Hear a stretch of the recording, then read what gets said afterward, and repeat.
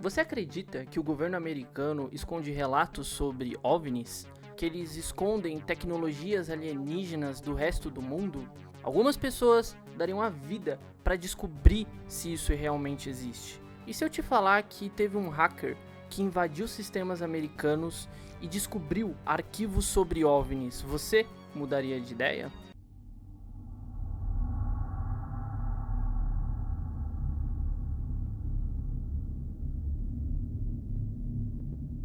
Fala perdidos, eu sou o Smoking e hoje eu vou contar a história de Gary McNamara, um escocês que invadiu órgãos governamentais dos Estados Unidos e alega ter visto documentos e fotos sobre OVNIs e tecnologia desconhecida. É bem comum pessoas atacarem os órgãos do governo em busca de informações, e eu nem preciso dizer que a maioria não consegue.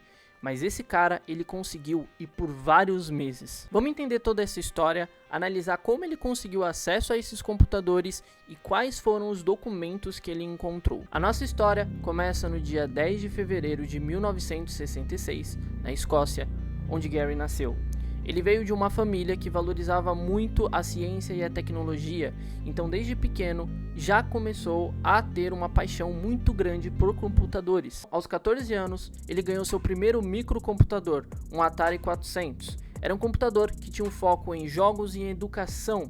Mas ele ganhou esse computador em uma época onde o computador não era ainda muito popular. Então, aos seus 17 anos, largou mão de tudo isso e começou a ter uma vida mais simples. Inicialmente, ele começou trabalhando em lugares rotineiros, comuns na Escócia. Mais ou menos em torno de 1990, aconteceu o boom de computadores e Gary voltou aos seus estudos, incentivado pelos seus amigos na época. Ele logo conseguiu um emprego como suporte e sua paixão por redes de computadores começou a crescer nessa época. Mas não era só isso. Gary também mostrava muito interesse por teorias das conspirações. Passava muito tempo do seu dia vendo informações sobre OVNIs e toda essa teoria da conspiração de que o governo dos Estados Unidos escondia informações ao redor do mundo. E em 2001, ele decide fazer um ataque às redes de computadores do governo dos Estados Unidos em busca dessas informações e para mostrar ao mundo que isso não era só uma conspiração. Então, utilizando uma internet DSL, que seria a internet de escada, que como nós conhecemos aqui no Brasil, ele começou os seus ataques. Inicialmente, a ideia de Gary era utilizar as vulnerabilidades que o sistema operacional Windows tinha na época. Uma das técnicas utilizadas por Gary foi o Buffer Overflow, ou transbordamento de buffer. Não é uma área que eu entendo tanto, mas eu vou tentar explicar para vocês mais ou menos como esse ataque funciona. Quando iniciamos um programa, um software, ele, entre aspas, reserva um espaço na memória para utilizar, salvando dados, entre outras informações. Esse espaço é temporário e é utilizado para armazenar dados. Esse espaço nós chamamos de buffer. Alguns programas recebem dados vindo da rede e tentam armazenar esses dados no buffer. E aí nós temos o nosso primeiro problema. Na época, se os dados recebidos de rede fossem maior do que o buffer definido na memória, esses dados extras eram gravados em outros espaços da memória, não definidos inicialmente. E essa informação extra poderia sobrescrever outras variáveis importantes do computador e até mesmo impactar outras áreas da memória. Com isso, é possível fazer com que os códigos maliciosos sejam executados nesse espaço não definido. Dessa forma, ele conseguia executar comandos netuse no shell do Windows. Shell é um programa que permite interagir com o sistema operacional através de comandos. E netuse é um comando usado para executar tarefas na rede do Windows. Uma outra forma que Gary tinha era fazer uma varredura nos IPs e notar portas de servidores que estavam abertas.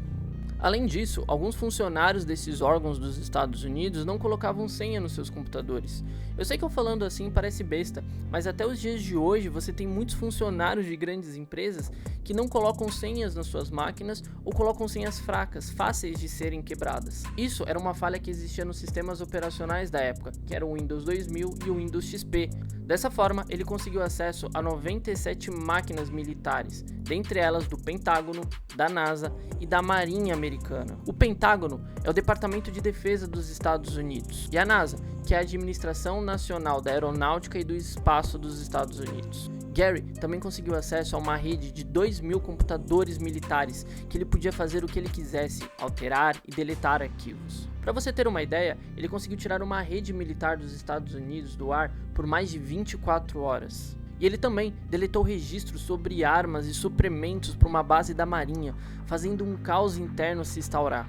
E por mais incrível que isso pareça, ele ficou 13 meses dentro de redes militares sem ser percebido ou impedido. Esses ataques foram feitos enquanto ele estava na casa da tia da sua namorada, que ficava em Londres. Esse feito de Gary é conhecido como o maior ataque à rede militares que nós temos até os dias atuais. E é claro que o governo dos Estados Unidos não ia deixar isso barato. Eles foram atrás de quem estava causando isso, e junto com o governo britânico, localizaram Gary em 2002. Vamos entender como que o governo dos Estados Unidos, junto com os britânicos, localizaram Gary. O sistema do Pentágono e da NASA tinha um monitoramento de acesso e padrões de tráfego de dados que eram incomuns.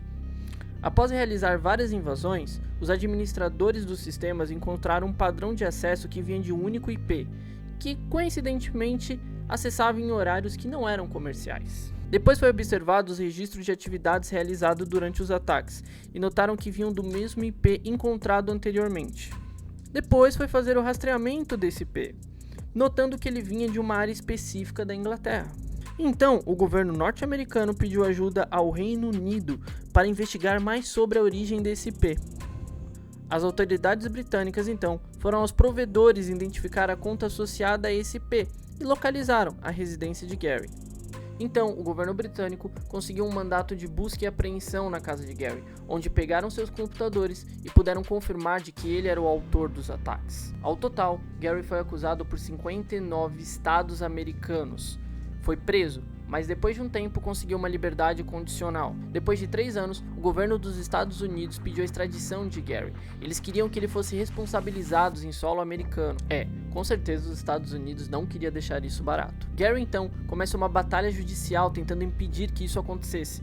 Ele sabia que se fosse para os Estados Unidos, estaria ferrado. E só em 2012 que ele conseguiu com que esse pedido de extradição fosse cancelado. Hoje, Gary atua como consultoria com foco em otimizações de sistemas. Mas é agora que a nossa história fica mais interessante, pois vamos falar o que o Gary encontrou nos seus 13 meses de ataque. Gary sempre acreditou nas conspirações de que o governo dos Estados Unidos escondia coisas da população mundial, como OVNIs e armas superpoderosas. Como se a bomba atômica já não fosse o suficiente, né? Gary acreditava que essas informações eram mantidas em segredos para não assustar a população mundial com existência de vida fora da Terra, e também para que os Estados Unidos tivessem exclusividade de analisar essa tecnologia e aperfeiçoar o seu poder militar. Gary viu o depoimento de uma mulher chamada Donna Arar, uma ex-NASA. No depoimento dela, ela dizia que um edifício da NASA conseguiu tirar fotos via satélite do lado oculto da Lua, e nessas fotos existiam bases e naves alienígenas. Segundo Gary, ele não perdeu tempo e foi diretamente olhar esses arquivos desse edifício. E ao verificar os dados desse edifício, Gary disse que encontrou fotos e vídeos em boa qualidade de estruturas gigantescas em formas de cilindros. Gary também afirma que encontrou relatórios da Marinha Americana falando sobre bases que não eram da Terra. E ele também afirma que conseguiu encontrar documentos sobre militares que não eram nascidos na Terra. É exatamente isso. Segundo Gary, existiam militares que trabalhavam na Força dos Estados Unidos que não eram desse planeta. Seriam os reptilianos? Os skinwalkers? Cê é louco, não compensa. Gary também afirma que encontrou documentos de que existiam naves de guerra dos Estados Unidos na órbita da Terra. Agora, como ninguém nunca achou isso, eu não sei. Gary afirmou que esses documentos foram perdidos naquela busca e apreensão que tiraram o computador dele. Sim, o cara hackeou o sistema do governo dos Estados Unidos por 13 meses e foi incapaz de conseguir manter essas informações ou de publicar na internet. Bom, mesmo sem mostrar nenhum arquivo para o público, as pessoas compraram a história dele. Tanto que empresários doaram dinheiro para o Gary para ajudar ele na sua defesa contra os Estados Unidos. Um ex-NASA também mostrou apoio nas redes sociais ao Gary. Mas e aí, você acredita que Gary encontrou realmente algum documento nos Estados Unidos? Acredita que a história dele realmente é verdadeira? Comenta aí embaixo. E se puder, também deixa o seu like e se inscreve no canal, me ajuda demais nesse começo. Agora, se você quiser saber como um jovem de 15 anos conseguiu derrubar empresas como a Amazon e Dell, entre outras, e mudar para sempre a forma como a internet via sua segurança na internet, dá uma olhada nesse vídeo aqui. Por hoje é isso, gente. Muito obrigado por assistir e até o próximo vídeo.